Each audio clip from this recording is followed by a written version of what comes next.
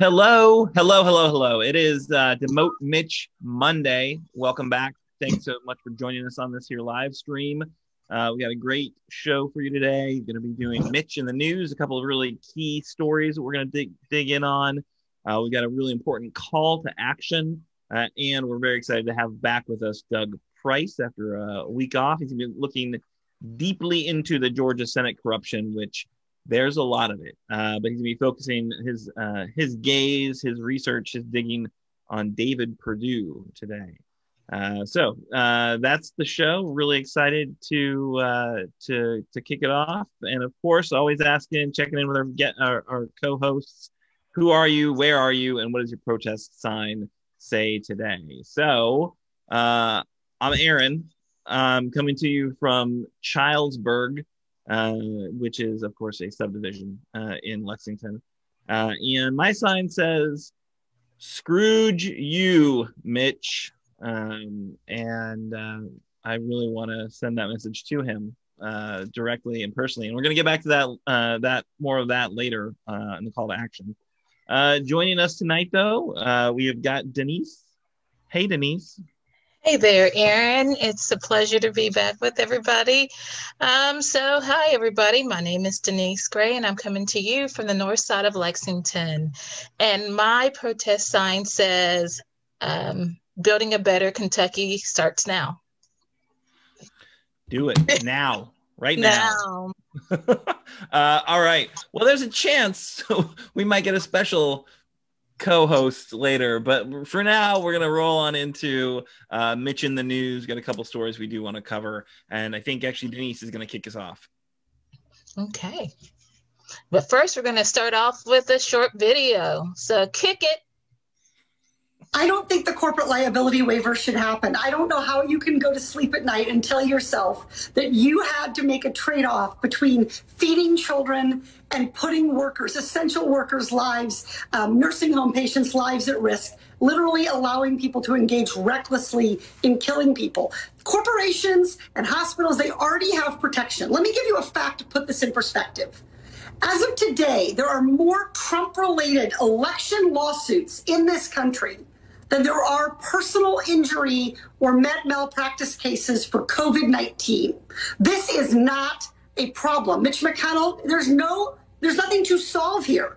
This is about Mitch McConnell giving his donors something that they're demanding, his big corporate donors. Hey, so you all see that once again, Mitch is in the news. He has been called out for his, once again, standing on the wrong side, standing on the side of big business rather than with the people. As we saw on the news, we're working on this COVID relief that we've all been waiting for. However, once again, there's someone that's standing in the way. We know that House Speaker Nancy Pelosi is demanding funding for state and local government to pay for police and essential workers. However, we know that Senate Majority Leader Mitch is unwilling to support the piece of legislation unless, gets this, unless the deal includes measures to protect employees from COVID-related lawsuits. So he's more concerned not about the people, not about the illness that we're all combating every single day, not about the family members and the friends that we're losing on a daily basis. He's worried more so about the lawsuits and protecting those who are already doing well, So what do you all think about that piece of news? Is it surprising? I mean, I think I said this last week. Mitch gets a lot of points for consistency. That's the only thing I'll grant him. He's been incredibly consistent over this entire fight, over this months and months long fight over another round of COVID relief. He said he didn't want to, he thought states should go bankrupt.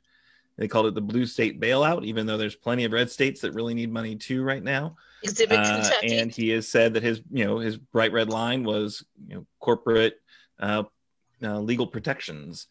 And even though, as Katie Porter, just took him to task right there and made it very clear, there are more Trump election lawsuits than there are lawsuits against corporations for being irresponsible in the wake of the coronavirus, right? So it's not like there's some avalanche of, sick workers trying to hold corporations accountable, and I think it's disgusting that Mitch is holding up relief for humans who desperately need it so that he can provide blanket immunity for corporations who are willing to cut corners and kill workers. Because, there are examples, the workers have, it's already happened.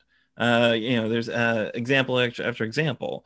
And given that the CDC guidelines are very clear, all these corporations need to do is make a good faith effort to follow the CDC guidelines, and they're going to be protected, right? So what is Mitch doing? To me, it's absolutely, just again, outrageous. It's disgusting. It's, one of the best examples of why Mitch does not deserve the position of power that he currently holds. But that's me. I think we might have another perspective we can pull in here now, though. Let's check in with our third host. How are you this evening? Who are you and where are you and what does your sign say? And we're not going to get into why you were late. It was clearly because you were adjusting your tiara there.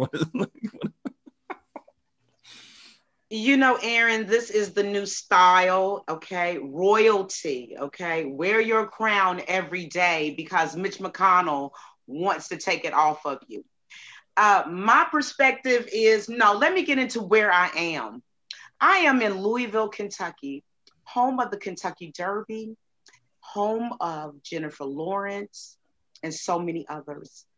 And my sign says today, Mitch better stop being late with my money. Okay. Oh, you all didn't like that one. Okay, let me see. Okay, I see now you are going. I thought you were going to maybe weigh in on the story as well. Yeah. Yes, I'm getting ready. I'm getting ready to get to that. Most definitely, I am. You're waiting for the applause. You wanted some sign applause before you continue on. Is that what you're waiting for? When people don't applaud for you, like Mitch McConnell never will, just applaud yourself. Pat yourself on the back. Okay. So getting to the story today, it's an op-ed in the Washington Post, and by one of my favorite op-ed writers, which is Greg Sargent. And, he's just talking in here about how Mitch McConnell is going to be the obstruction king once again. If we can win Georgia, then we won't be so crippled as before. And he's been talking to Jon Ossoff, who's going to unseat the GOP Senator David Perdue. And actually, it's just about the Republicans need to win both of those. But even if they win one of those, Kamala can come in and take it over, hopefully, prayerfully.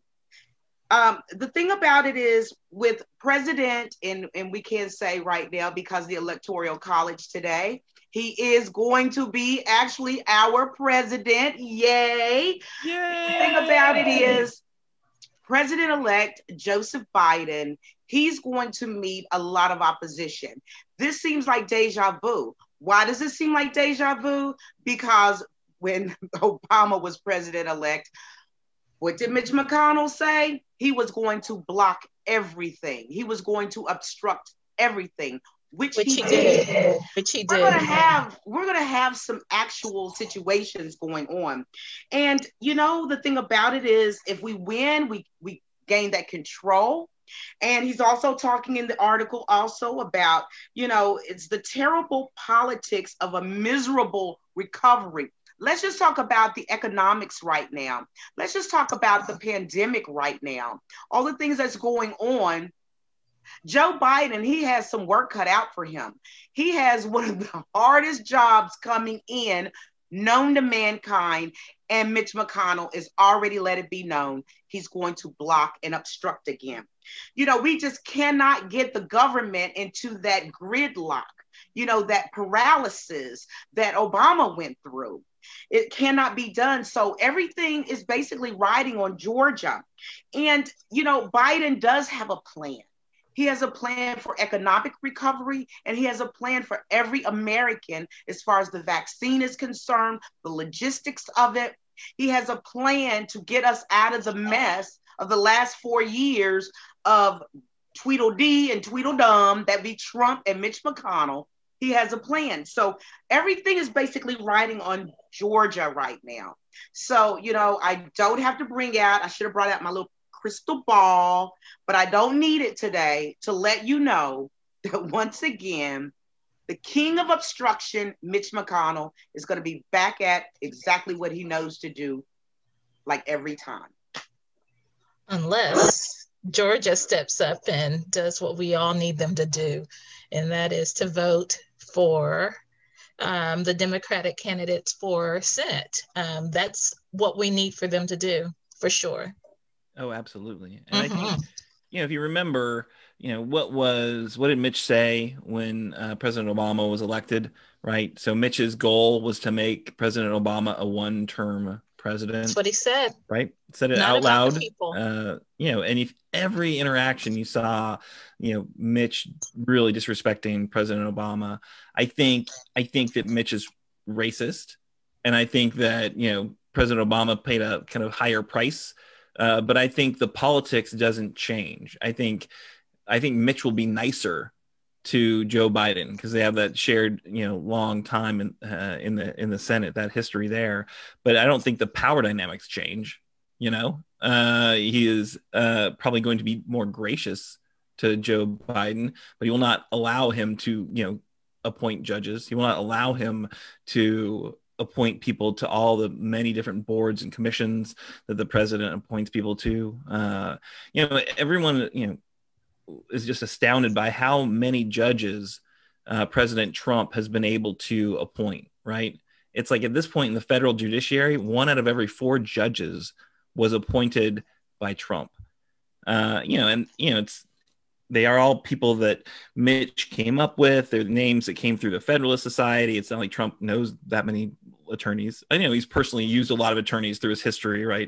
But he doesn't, it's not like these were his people, but they were his, he was the rubber stamp for it all, worked collaboratively with Mitch. But the only reason he was able to appoint so many was because there was such a massive backlog of vacancies to be filled, and that Mitch has worked so tirelessly, to, as soon as a vacancy opens, once he cleared that backlog, which took a while, now every moment, I think today or tomorrow, he's got another hearing to fill Amy Barrett's seat. So immediately trying to fill those because he knows that's his legacy. But those types of judicial legacies are critically important. So if he's in power, he is going to block Biden from ever appointing a federal judge. Mark my words. I would also like to say this as well. Nobody has said anything about our dear president, the last president that I know of, Barack Obama. It is causing so much. Have you all seen the way he looks lately? He looks like he's still in the White House. He's looking older and older. You know how they look when they get in the White House. They age very quickly. And it's just not fair to Obama what Mitch McConnell and Trump are doing, because it looks like he's still in the White House. He's looking older and older every week I see him.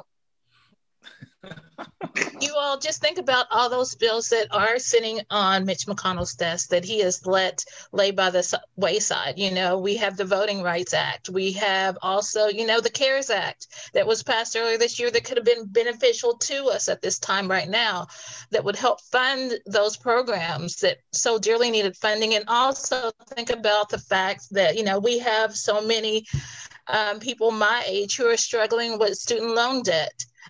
All these things,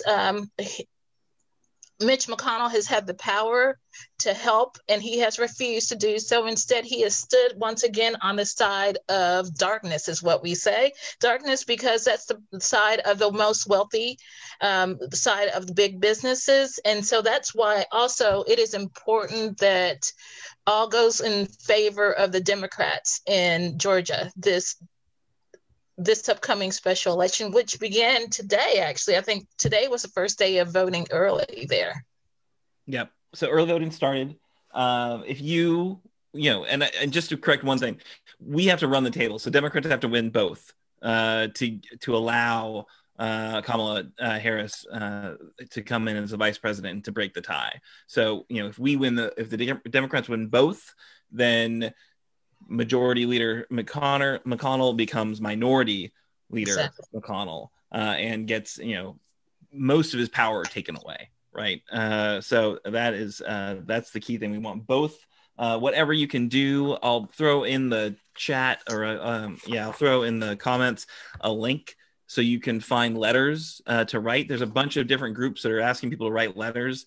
That I think is handwrite a letter every day. I think if I was a voter and I was a what they call high potential voter, so somebody who doesn't always vote all the time, if I got a handwritten letter every day, I might be a little annoyed, but it's not going to be nearly as annoying as getting a phone call every day.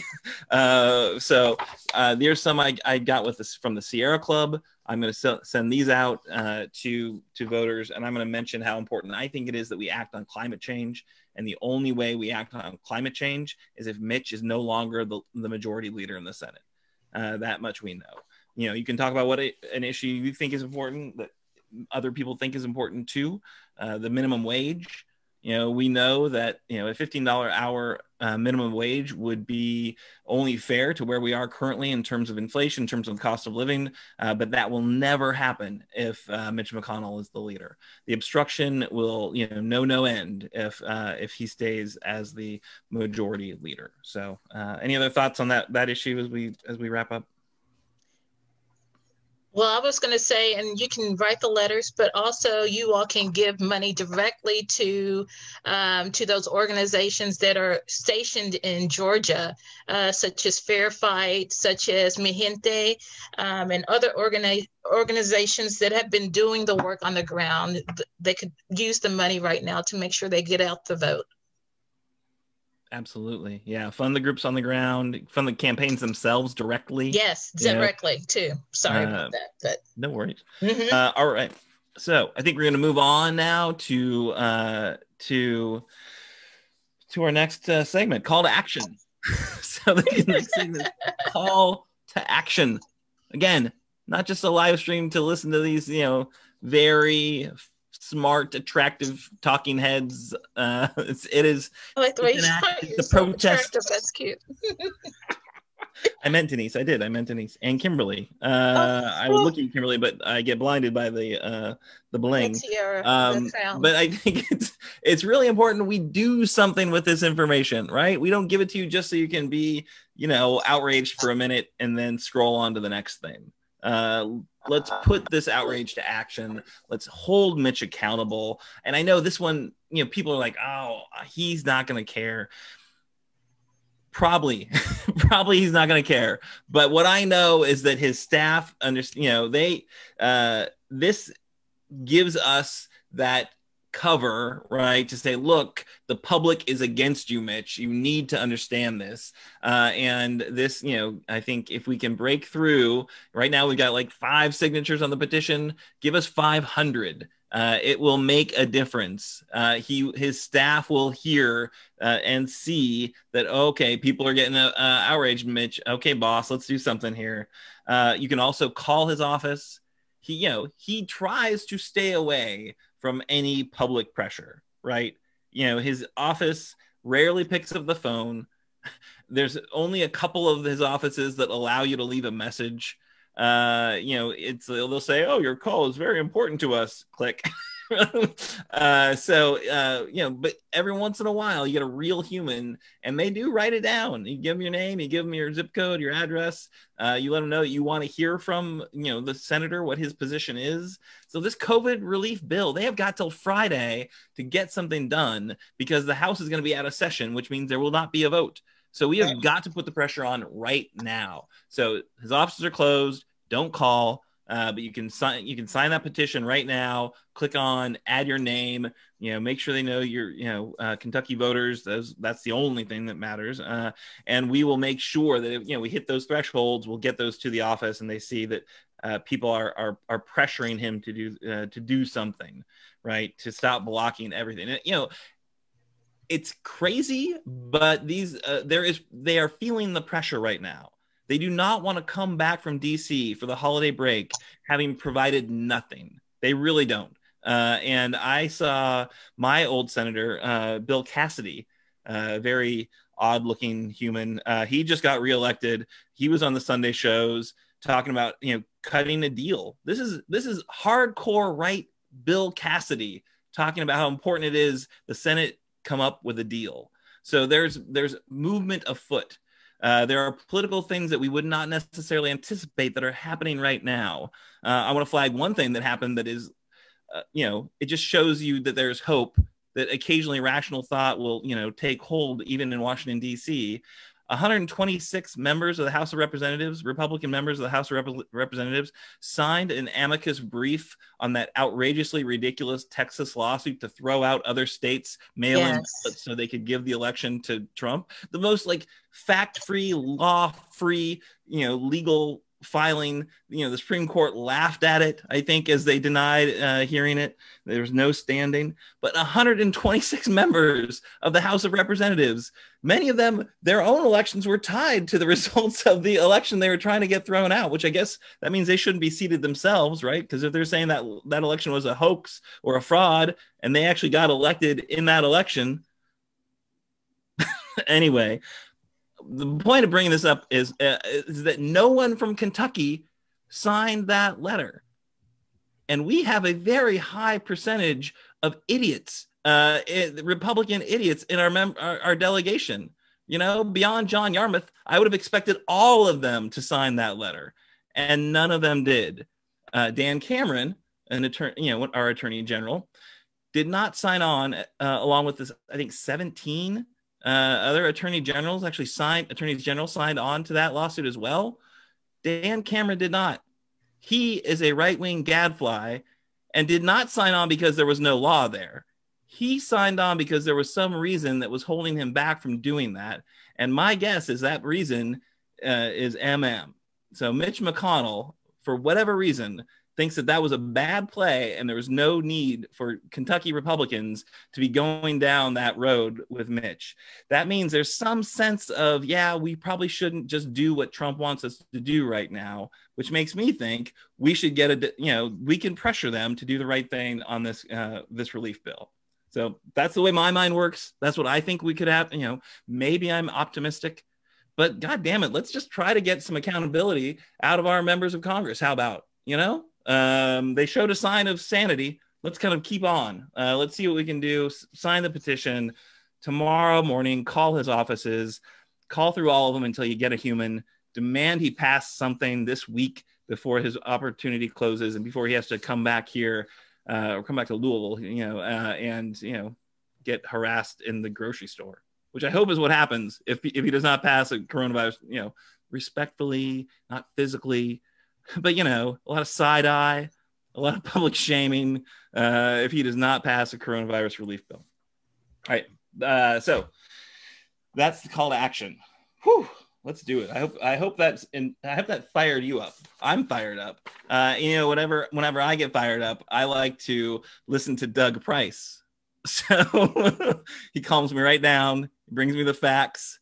And right now we are queuing up Doug Price, following Mitch's money, the Georgia special, and I think he's got a lot of good information to share with us right now. Doug, welcome. I would certainly be in favor of allowing states to use the bankruptcy route.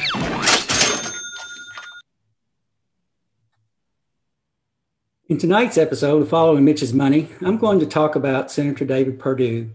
He was elected originally to U.S. Senate in 2015 and is now involved in the Georgia runoff election with Jon Ossoff. He has a net worth ranging between 15 to 45 million and is described as one of the wealthiest members of the Senate. He lives in a 9,500 square foot house located in Sea Island, Georgia, valued at approximately $4.5 million. On March 4, 2005, billionaire mogul Martha Stewart, was released from federal prison after serving 5 months for lying about her sale of Imclone stock. She had obtained insider information. I mention this because Senator Perdue has had his share of questionable stock trades and continues to serve as opposed to going to jail. Forbes writer Andrew Solander reported Perdue sold over $1 million worth of stock in Cardlytics shortly before its stock price fell. And that happened amid the departure of its CEO. And then later he bought back a substantial portion after the price bottomed out.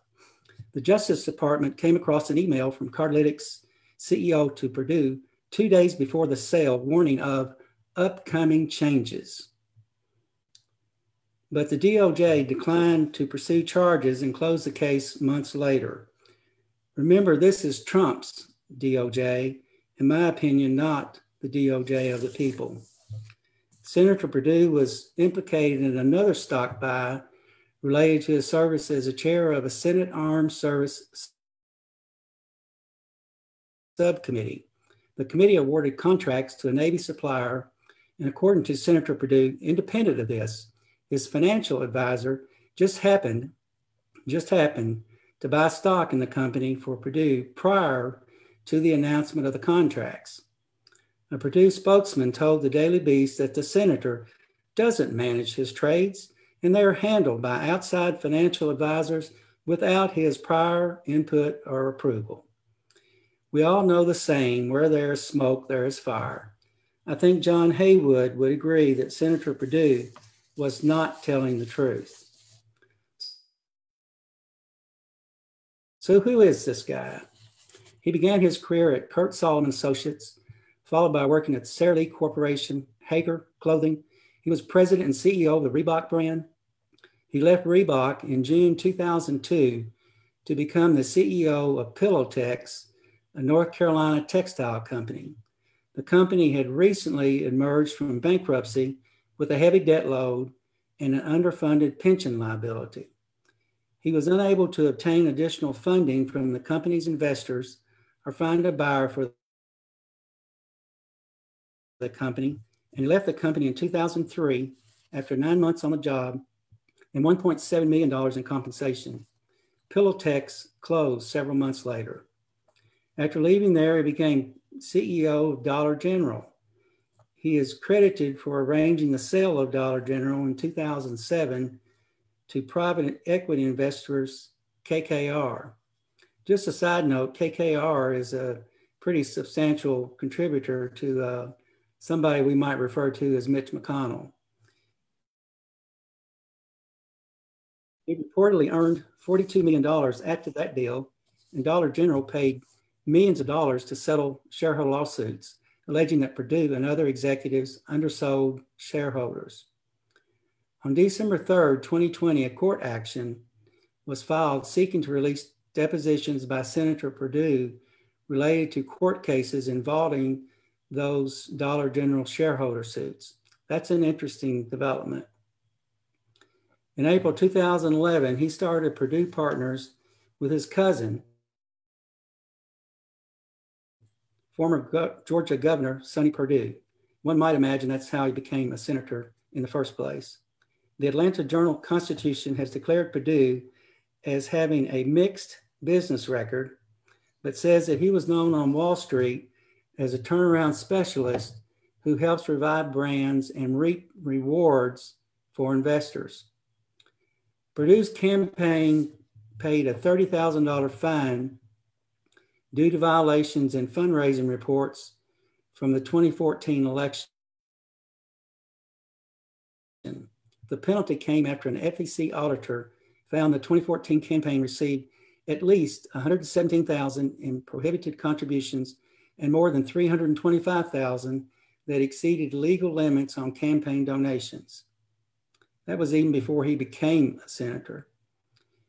In 2016, at the Faith and Freedom Coalition's Road to Majority Conference, Perdue said, "We should pray for Barack Obama, but I think we need to be very specific about how we pray. We should pray like Psalms 109:8 says, let his days be few and let another have his office. I recommend that Georgian voters let his days be few. Vote for Ossoff. Back to you guys.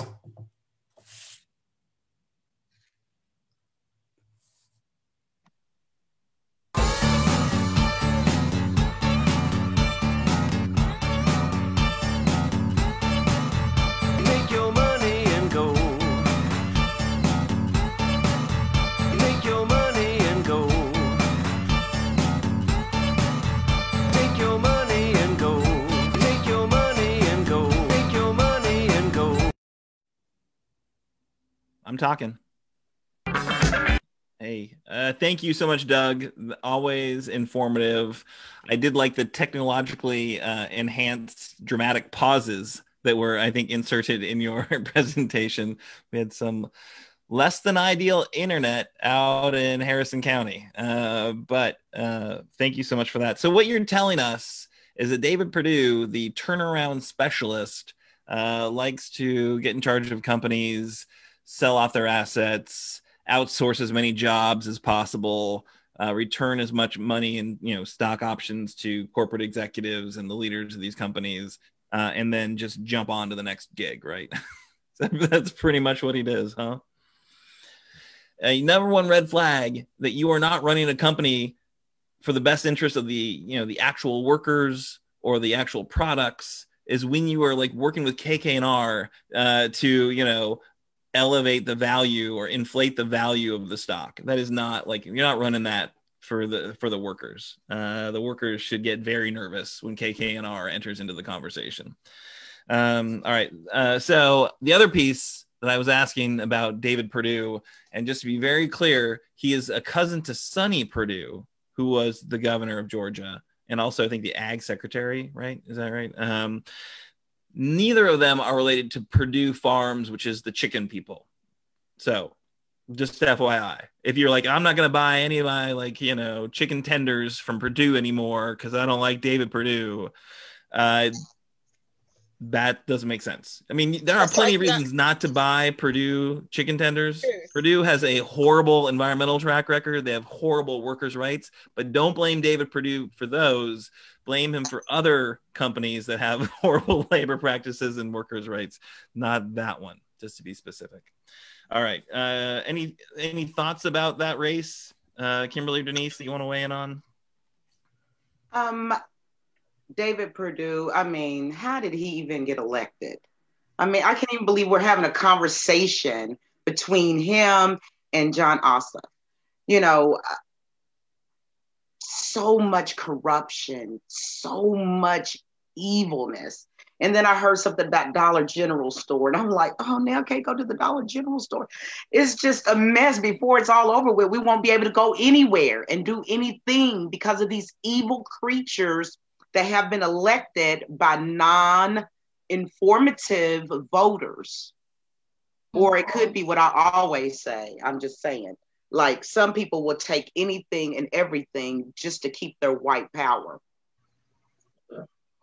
Well, looking at both of the Republican candidates, we both see that they both fall below what we would want in a leader. Standing with a member of the KKK is not what we would want. Doing everything against your own employees, selling off your stock. We wouldn't want that kind of person in a position of leadership. So, I only see a D coming out in victory. I mean, if people were like me, but that's my hope and dream almost every day. But we did it. We did it. We just did it. We can do it again, right? Like, they turned Georgia blue at the top of the ticket.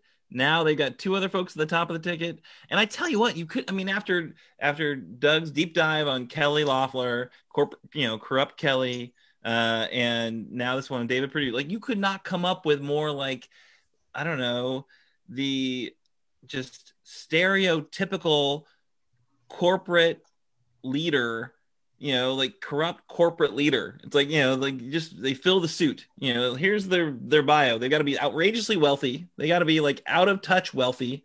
They got to get it all from like fairly questionable corporate ethical behavior, unethical behavior, and they need to have a trail of just bad decisions in the the public sector that show they don't really give a crap about the public sector, that they're just using their public sector experience to further enrich their private sector investments, right? Like, these two are so bad, like that you would like, who's falling for this? Like, our Republicans line up, those guys, they get me. They know what I'm all about. They've got my values. Is your value just exporting workers overseas and cutting people's paychecks? They didn't care about Trump, so they don't care about Perdue. But I will say this. I was on a Zoom call, the Oprah Winfrey call that she does every so often. And I was invited because, of course, it's my sorority, Alpha Kappa Alpha, the same as our Vice President-elect, that we have committed that we will do whatever it takes for these two candidates to win the Senate in Georgia. But it was other different sororities and fraternities, different organizations on there. It was a great call. And one of the things that was brought up that was surprising to me is that in order to win this election, it has come down to we as Democrats must get down and dirty in the rural areas. And they said in Georgia, this is definitely an area of Georgia that they don't really saturate. And they have to get their ground game together. And I also heard it also on the Roland Martin show. And it's true. We have to get down in the rural areas. There are Black people that live in the rural areas. There are a plethora of Democrats that live in the rural areas, and we haven't really gone there like we have back in the past. When we were the blue collar, the working man's party. Now, a lot of people think we're the class of Starbucks, cafe latte, or whatever you call it. I get the iced caramel macchiato myself. But, we really have to get in the rural areas. So there are groups of people all across this country that are filtering into Georgia right now to make sure to get those rural votes, those votes that we haven't really gone after, because there is more to Georgia than Atlanta. Atlanta, Savannah, all of those places will not be able to carry in this election as hard and dirty as the Republicans are going to play. Matter of fact, the so-called alleged president, Donald Trump, went to Georgia to actually campaign for these other candidates. How dare he? When has that ever been done in a runoff election? I think it's illegal, but that's just one of the 1 out of 10,000 things that he's done that's not a part of the norms or our political systems. So, we have to get with the rural communities down in Georgia to make sure that we bring home the win. It's pretty illegal for a president to go out and support candidates that he supports. Presidents have been doing that for some little bit, so I'm okay with that. But what the Democratic Party is still the big tent party that goes into the rural part. So I differ in what you're saying there. However, the thing is that most people believe that in order to run for office, you need to be in a certain class. You need to have a certain amount of money. But hey, to everybody out there, you can run for office. You all are good enough to be our senator. You all are good enough to run to do these things. So we have to work on that belief amongst people all around this nation, especially in places like Kentucky, who believe that they're not good enough to run for office. And hey, we got to support people like Mitch McConnell because no one else will hear us.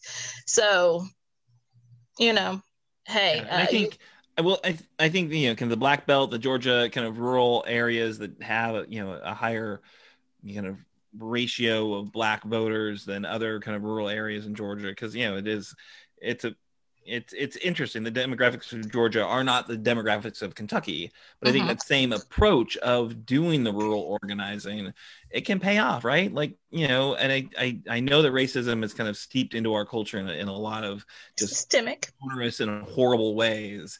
But, I think we can organize rural voters if we can, Kimberly, you're right. We've got to like stop being perceived as the Starbucks the Starbucks party, right? Because no one likes Starbucks. Well, I mean, I don't. Guilty pleasure. I like Folgers that is already roasted. You just put it in your water and it's done. So I'm basic like that. Well, and I'm from Seattle and I don't like Starbucks. I mean, they burn their beans. I'm just going to say it. Starbucks burns their beans. Their roasts are too dark. But you put the caramel in it and it's hard to say no to it. I'll be honest. If I'm going to be honest, I had an eggnog latte today and it was excellent. Addictive. I got a gift card. So I went in there. But and look, I'm not looking for an endorsement. I'm not looking for, all I'm saying is if the perception is that the Democratic Party are the like urban elite, then we will never win. Because it's cultural. The fight is cultural. It's not about the policies. Like, even though, like, there is no way in hell that the Republicans will ever pass an increased federal minimum wage, right? This $15 that folks have been fighting for, and that is only fair given our current economic realities, right? The Republicans have been so brainwashed that they honestly believe people don't deserve a working, a living wage. Like there's this like hardcore, constituency within the Republicans, but everyone else thinks that a $15 an hour minimum wage is smart, right? Like, so it's the most popular policy in America. Yet Democrats don't win, right? It's like, there's no way the Republicans will ever give you a $15 an hour minimum wage. The only way that happens is if Democrats are in charge. Yet, it's that whole idea of like people kind of voting against their economic interests. It's like, because the Democrats have done a horrible job of sharing these policies, right? And showing that they care about actual people who would benefit from $15 an hour minimum wage, right? So, there's a lot of work to be done. I'm going to give a lot of credit to the groups on the ground that have done a lot of work. So, Fair Fight Action, Stacey Abrams, my friend Latasha Brown from Black Voters Matter. I think there's been some amazing work to make Georgia purple, we'll say. It's not a blue state now, but it is definitely purple, right? And we could see we could sweep these races if enough resources are strategically allocated in Georgia, right? We've seen wasting money.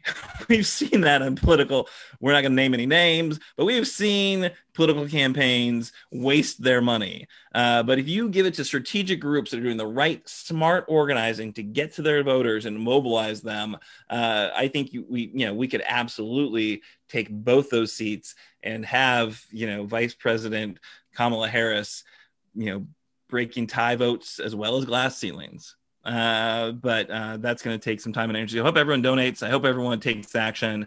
And I think that's pretty much our show. I think I'm going to hand it over to Kimberly for our close. Do you see this? Aaron? You all know what this is? It's your finger. Yeah, I was going to do it, Miss AKA. I know. Thank you. Thank you so much. It's always 20 pearls for the pretty girls, And just to let everybody know, on January the 20th, you don't have to be an AKA to do this. But we are all rallying for every woman of every age, every color to wear pearls on the 20th. Pearls are a sign of power. It is a sign of class and style and eloquence, and most definitely a sign of intelligence beyond measure. So every woman that's watching, and tell all your friends, Pull those pearls out. You know, they've been in that drawer for quite some time. We've been in COVID. You haven't had a chance to wear them. On the 20th of January, put your pearls on and send us a great picture of you wearing your pearls. We would love that. So are you getting our newsletter?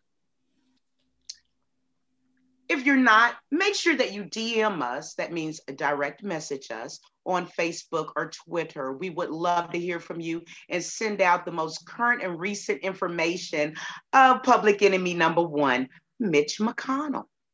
Also, you know, it's been on fire today, and that's because of Ken, our producer. Doesn't the broadcast look wonderful and great? And I just want to give a big shout out to him because Couchfire Media is absolutely wonderful, and you can reach him and see some of their work on couchfiremedia.com. Also, I just want to say I love the songs that we play on the show. They get you moving and grooving. And if you are a Mitch McConnell fan, you just won't like it. But, you know, give a great shout out to our guy, Nate Orshan. And you can also see him and see a little bit more about him at natosongs.com. At NATO, N-A-T-O, songs.com. So as always, you know, we can do more with support. And right now, it's more crucial than ever. We have got to win the races in Georgia, and we need your help. We need your help to keep this broadcast going. So any amount, we will be most appreciative. You will see a link on there. On our page, you will see the Act Blue link. Click on that and give what you can, because our democracy relies on this. We have to get this done. So we want to hold Mitch McConnell accountable as usual. We thank you for your contributions. We thank you for being with us. Thank you, Miss Denise. Thank you, Aaron. Doug Price, he always brings the fire with him as well with all the information. So we love you all, and we will see you right here next week, Monday at 7 p.m. And I won't be late.